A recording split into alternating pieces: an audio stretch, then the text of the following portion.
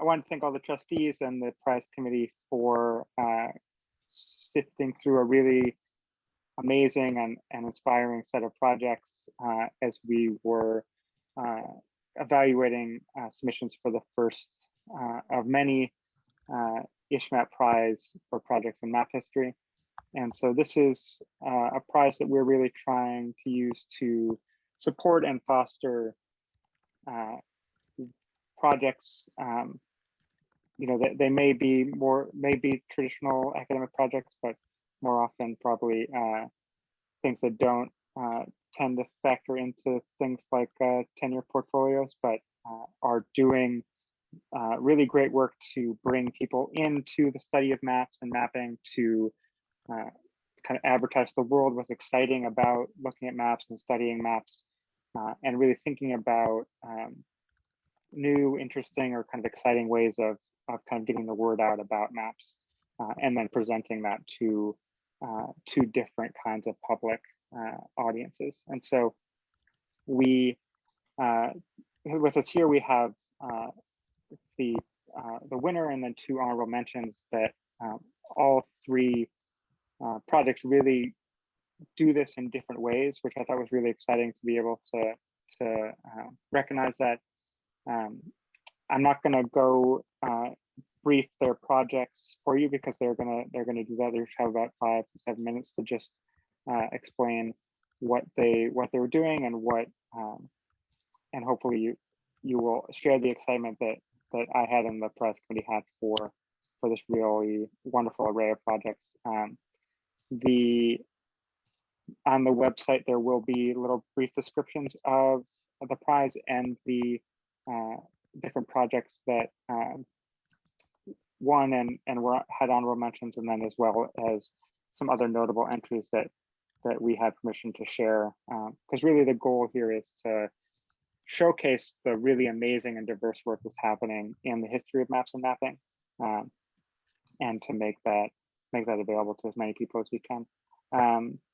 So the winner for this iteration is Jan Tranchit with Purvis Troubadour, which is a really amazing project that brings maps and the history of maps and mapping to people's living rooms in the area that the maps he's working with represent.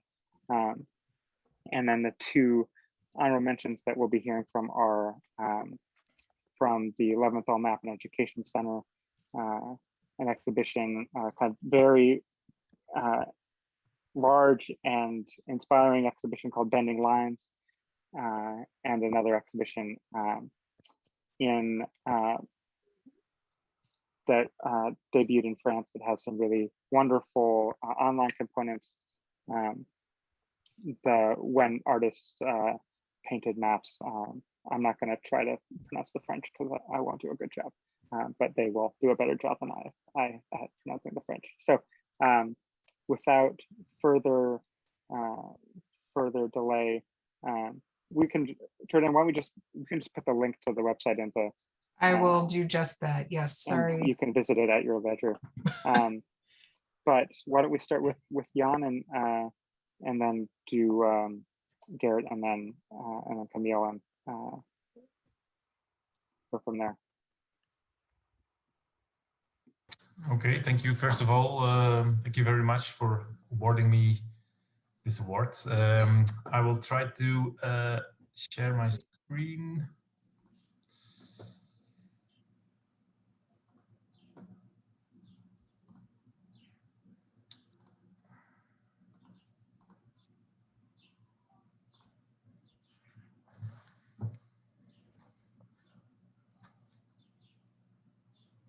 Is that visible for everyone? Yes. I don't see your faces anymore. So if there's something wrong, please say it out loud. You see not my presentation view, but the proper slide, I hope. Yes. Okay. So let's start.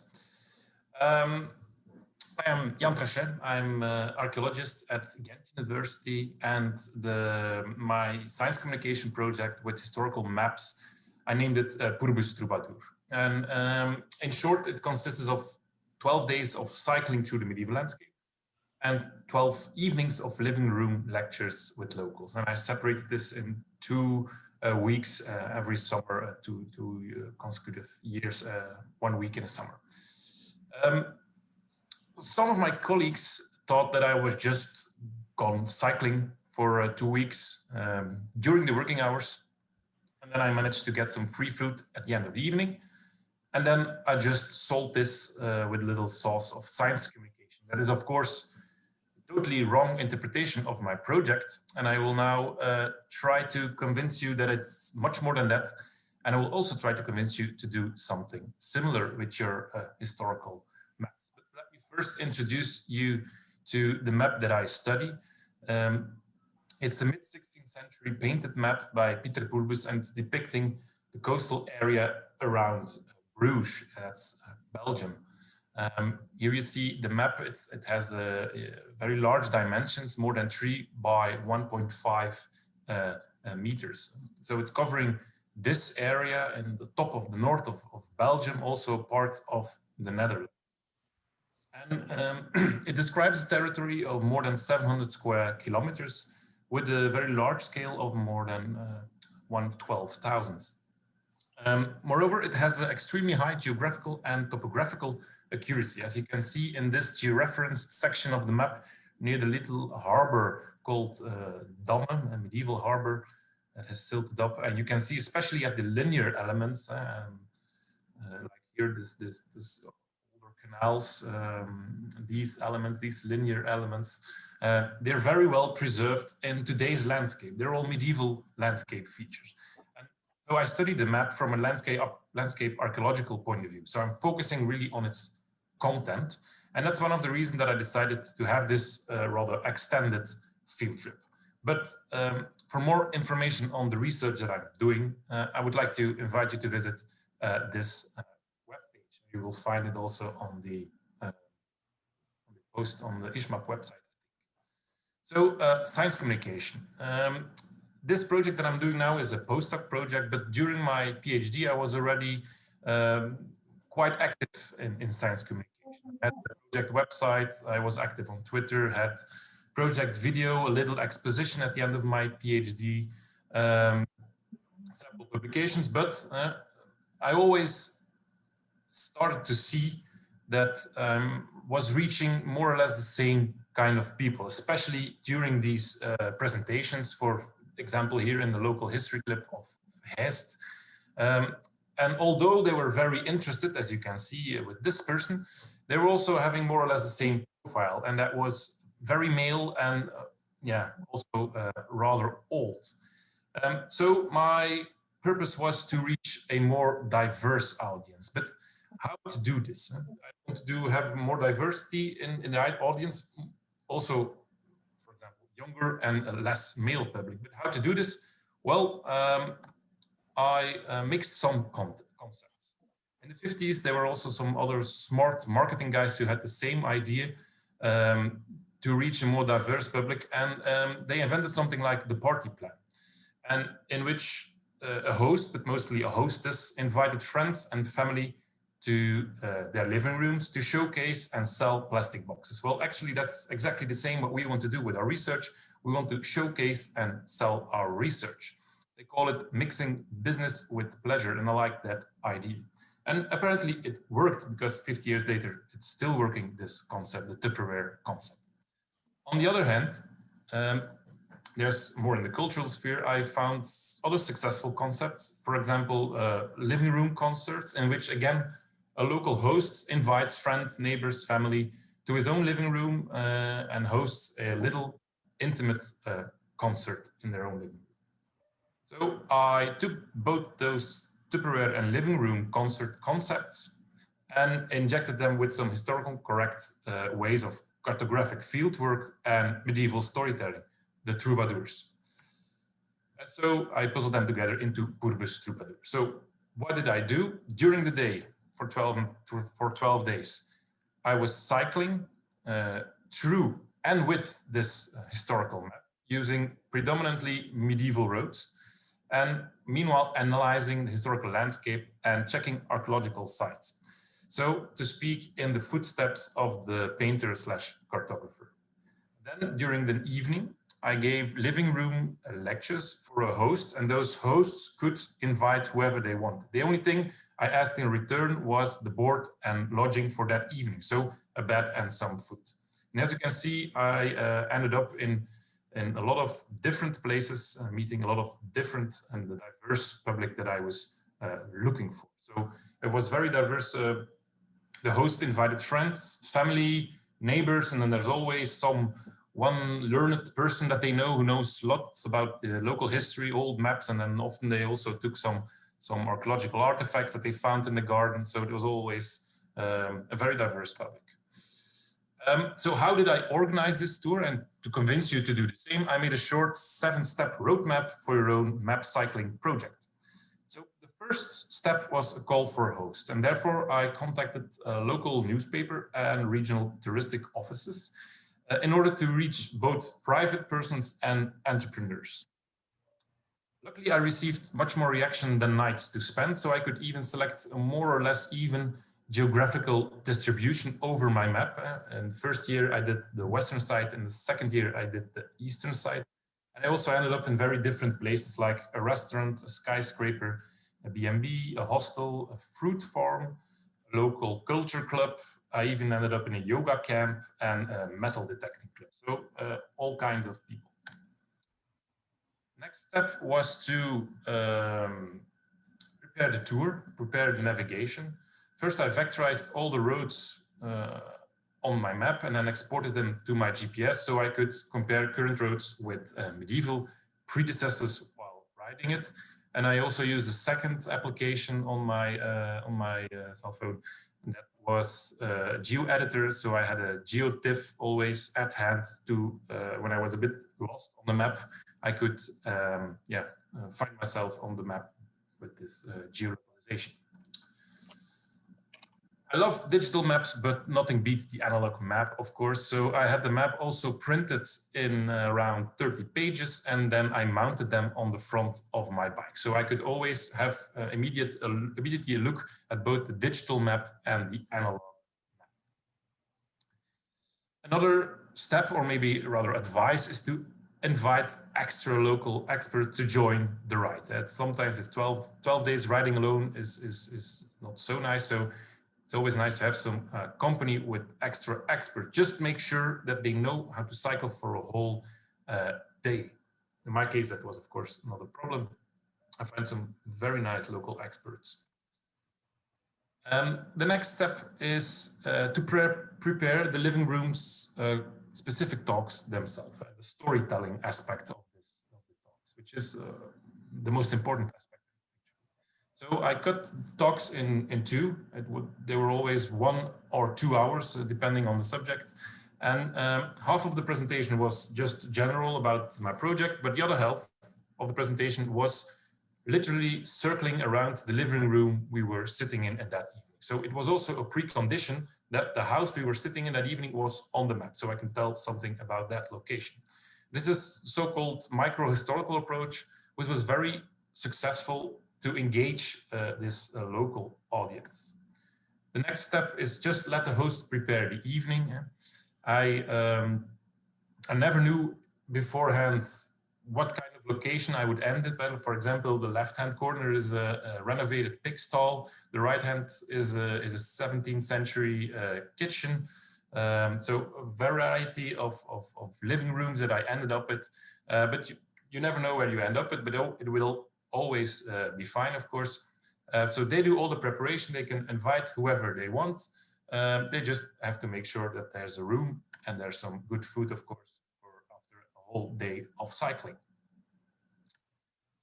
And then the last step is to maximize the output. You're not only having this talk, but you have a lot of other material that you can use for other forms of science communications. For example, I made a blog, 8 pieces of blog. I was planning to do this every night, but it was simply impossible because I was mostly in bed only at midnight.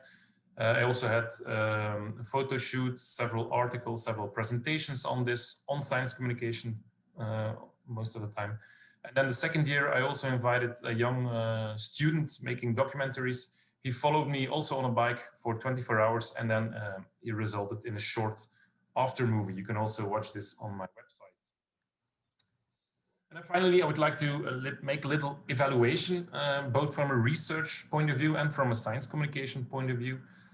First of all, I think I more or less covered 800 kilometers of medieval road, and you can see my route on the map. By the way, I never knew exactly where I was going. I was just let the map choose, so to speak. I only knew where I had to be that evening. As you can see, my average speed was not that far, so I was obviously not working on my physique, but I was most of the time just busy locating myself on the map, identifying landscape relics, archaeological relics, taking pictures, and also have a lot of talks with locals about the map, but also about the landscape and the history of the landscape. It were very long days. I always woke up with the host because they were just normally working people. And then I was most of the time only in bed after midnight. So intense and very long days, probably the most intense period of studying the map that I did so far, but I can assure you they are very, very stressless. And this also attaches to something called slow science. So it were long days, but I also had the time to fully immerse myself in the map and in the landscape. And this is also a very valuable thing, I think. And also, after all, let us not forget the wise words of Ernest Hemingway saying that it is by riding a bicycle that you learn the contours of a country the best. And I think this also goes for a historical map. And if you're not yet convinced, if you're still doubting the power of bikes in science, never forget that Albert Einstein made up part of his theory of relativity while riding his bicycle. That's what he said himself. Then evaluating the form of science communication, I think I managed to reach a very new and very diverse public, which I in no way could have reached in another way. The living room concept with board and lodging is much more intensive, but also has a much greater impact than classical hit and run lectures that you do every 3 months. The same goes for the micro-historical approach. It has a much greater impact on the local public, I think. I also think that the temporary meets science concept is very applicable to many forms of science, but especially for historical photography. And I would like to end with the only mistake that I made, I think, in this operation or in this project is that I misjudged the entrepreneurs. Where I thought that these entrepreneurs would use this event or this evening as a commercial activity, they all saw it as a moment for quality time with their friends and family. So that was my 7-step roadmap. Thank you again, and thanks for your attention.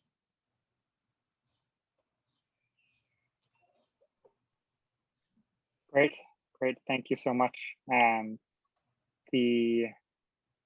Let's keep going. We can do questions if we have time after all three. Camille, do you want to go next? Sure. Okay.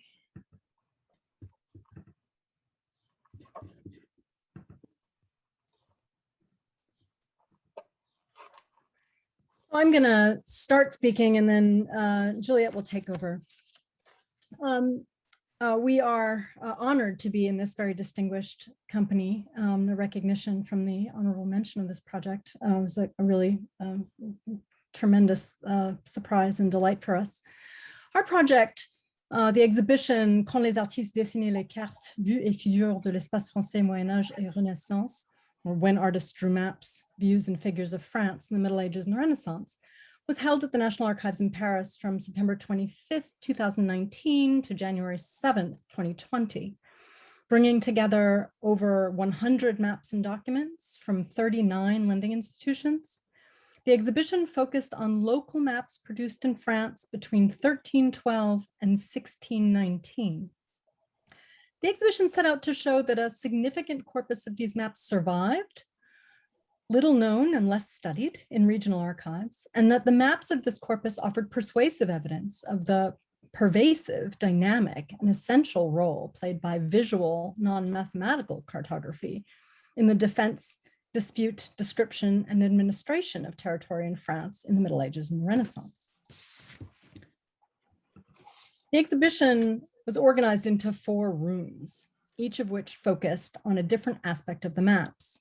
The first set out to explain why these maps were made. Most of the maps in the exhibition were made to resolve conflicts, usually lawsuits concerning land rights, but they were also made to propose or document the installation or renovation of public works projects, or to describe or celebrate the territory of a ruler or proprietor, or for military purposes. These maps belong to the growing body of written documentation produced in the service of administration and the management of such territory. Because of their functional category, we might categorize them as pragmatic maps or practical maps. They're not solely for the purposes of contemplation. They were working documents. So this is the why, and then the second room here considered the people who made the maps. As the title of the exhibition suggested, these cartographers were predominantly artists, illuminators, painters, experts in stained glass, and engravers for the most part. But they were joined by clerics, by notaries, by surveyors, as well as by, a little bit later, by specialist cartographers like Jean Jolivet and Nicolas Nicolai. Indeed, after 1500, these manuscript maps also coexisted with printed atlases and printed map collections that were made by means of mathematical methods like trigonometry and coordinate calculations. The third room, which we see here, you can see some of our audiovisual projects here as well. The third room examined the techniques and approaches that were used to create these maps. They were produced in all shapes and all sizes, on paper, on parchment, and on wood panel. We just saw an example that Jan showed of a map made in oil on canvas. They're made based on direct observation of the site rather than on measured survey, and they were only rarely drawn to a consistent scale or orientation. We considered many different perspective techniques, starting in one place and moving around the site, standing in one place and turning around, for example, just to give you 2 examples. The different points of view that were adopted, different instruments that were devised and described to calculate distance, as well as the treatises that explain their importance. The final room that's here, and our little audiovisual screen here is dark in this slide, but was illuminated certainly during the show. This explored the wide variety of spaces that these maps depicted. Every imaginable type of terrain is documented by them: urban, rural, architectural, cities, regions, chateaux and canals, fields and farms, parishes and palaces, mills, mountains, warrens, walls, boundaries, and bridges. Now I'll let Juliette speak.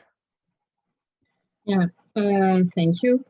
Our exhibition, its catalog, and a conference not only sets out to examine and define this critical moment in the history of cartography, we also sought to lay the groundwork for future research in a wide variety of other fields, including politics and sovereign boundaries, pragmatic literacy and art of documentation, the study of the urban and rural landscapes and architectures, legal history, climate history, and religious studies.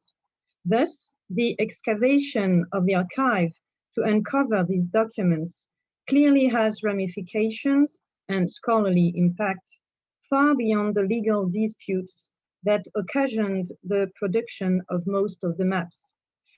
The publication of the proceedings of the inaugural conference is a step in this direction. Our project met with remarkable success. The show received nearly 50,000 visitors, making it one of the most successful exhibitions ever held at the Museum of the Archives Nationales in Paris. We enjoyed enthusiastic press coverage with articles, reviews, and interviews in newspaper and magazines, as well as radio and TV broadcasts and the internet. The success of the exhibition was also recognized by scholars and by a prestigious French prize awarded to the catalogue by the venerable institution of Académie des Inscriptions et Belles-Lettres. We were also fortunate to benefit from an extremely fruitful and innovative collaborative process, and we would like to acknowledge their expertise, assistance, and support here. We worked with Nadine Gastaldi, the curator of maps and plans at the Archives Nationales, whose vast knowledge of the collection was essential to the project, and with Gaël Le Breton, who combined his knowledge of medieval local maps with digital expertise to create innovative audiovisual content for the exhibition. In addition, we want to express our gratitude to the whole team at the Archives Nationales, and particularly Pierre Fournier, Guylain Brunel, and Monique Hermite, without whose help this project would have been impossible. So again, many thanks to the International Society for the History of the Map for this honorable mention, which is a great honor for us and also a great encouragement for our work. Thank you for your attention.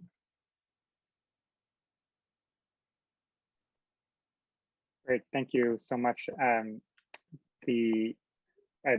was really inspired by the kind of interdisciplinary features of that project, and I'm always happy to see that kind of work. And last but not least, Garrett will talk a little bit about Bending Lines, another exhibition that looks different but is equally inspiring. Thanks, Dave, and thanks to the ISHMap Prize Committee. We're really flattered by this. And speaking on my own behalf, as somebody whose background is in urban and regional history and has only recently become more closely associated with the history of cartography as such, I'm really excited to see all the work that ISHMap is doing and getting a bit more involved. I'll be brief, and I want to say at the outset, this really is, I'm accepting the prize on behalf of the entire Leventhal Map and Education Center.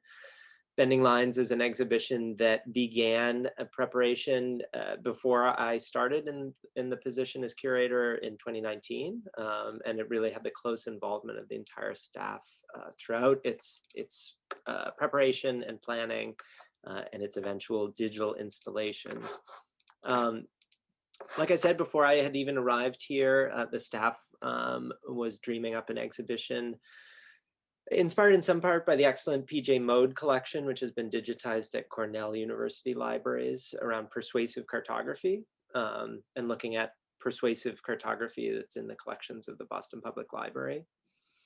When I arrived, we began rethinking the show somewhat, not just around persuasive cartography as a category, but really thinking about all sorts of maps and data visualizations as truth propositions, and drawing on scholarly ideas in the sociology of knowledge, in critical cartography, in participatory cartography, and in data justice, thinking about how people make sense of the world around them with geospatial information, whether that's the cartography of the 16th century or modern GIS data.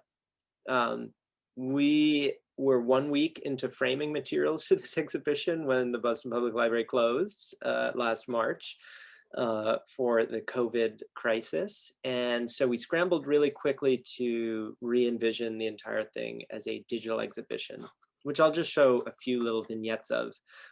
We could spend hours here clicking through the website, and I don't want to do that with you all, though I would invite you to, I'd love to have you all spend time with it on your own time. Bending Lines is divided into 3 main sections. The first, called Why Persuade, looks at the categorization of persuasive cartography, not in terms of the content of the maps themselves, but in terms of a social investigation of what is the point of persuading with a map? What are the motivations? What are the goals of the cartographer in creating a narrative with a geographic visualization? Then there's a section called How the Lines Get Bent, which is about cartographic techniques, from projection to labeling to quantitative symbolization, where we think about how those choices, those representational shorthands that are encoded into maps can end up either accidentally or intentionally with sort of slippages in the truth. And then finally, and to me, really the core of this exhibition is a section called The Power to Make Belief, where we think about the social embeddedness of truth and knowledge. We have framed this exhibition around thinking about maps not as true or false, but rather as reliable or unreliable, and which shifts the conversation into a question about trust, about institutions. We, of course, very much had the BPL's larger efforts around media literacy and around trust in news and facts, kind of at the top of our mind when we did this exhibition. And then the exhibition's also paired with activities for educators. We've hosted quite a few online events, including a series this spring, which just wrapped up yesterday on critical GIS. So there's a lot in this exhibition. It ranges from kind of classic history of cartography objects, both in our own collections, propaganda maps like this postcard, Portuguese propaganda postcard, to the famous rose octopus map. These are all sort of deep zoomable maps into our collections. We've also brought in maps from partner collections and coupled them with essays and interactives about the maps. Here's a video of our interview with Judith Tyner, of course, the coiner of the term persuasive cartography, where we talk about the rose map and others. The kind of mad dash to put this online was an opportunity for us to think about how do we create something that's not just a list of images and captions on a website, but also includes really rich interactive content. So there's quite a few things like that that are in the exhibition. I'll show just a few. For instance, we took this map from the PJ Mode collection at Cornell. It's one of PJ's favorite maps. Does some tricky distortion in order to squeeze out a competing railroad line. And we actually undistorted it. This is some GIS georeferencing work that shows what that map would look like if it were not distorted the way it is. We've got interactive content. We took a kind of live series of modern day kind of ephemeral maps from the media. I'm gonna have to refresh this a second. It might be slow on my computer right now. Of course, it's not loading when I'm presenting it, but we look at maps that appear on the news and social media and ask people to evaluate whether they find them trustworthy or not. We look at map projections using interactive view of this famous human head on the globe projected across, many, many different projections in real time to see how it changes. And then we also have content for educators and for learners in the show as well. We just yesterday put up some kind of teasers in the library. We will be opening this exhibition in September as the library slowly comes back to service. So we're really excited to see it actually get the in-person installation that we had hoped for in the first place. I'll leave it like that. I think we may be over time anyways, so I want to let ISHMap continue with all the exciting things that are happening. But happy to answer any questions along with the other two excellent projects that we've heard from. Great, thank you, Garrett. And I very much encourage you to visit Bending Lines website. Is shockingly comprehensive in its tour of persuasive mapping, and you can really spend a lot of days and nights there. Jordana, should we we might just want to move along. I think I encourage you to reach out to any of these people to ask more about their projects and learn more about the history of maps. And thank you all so much for coming and sharing your work with us today.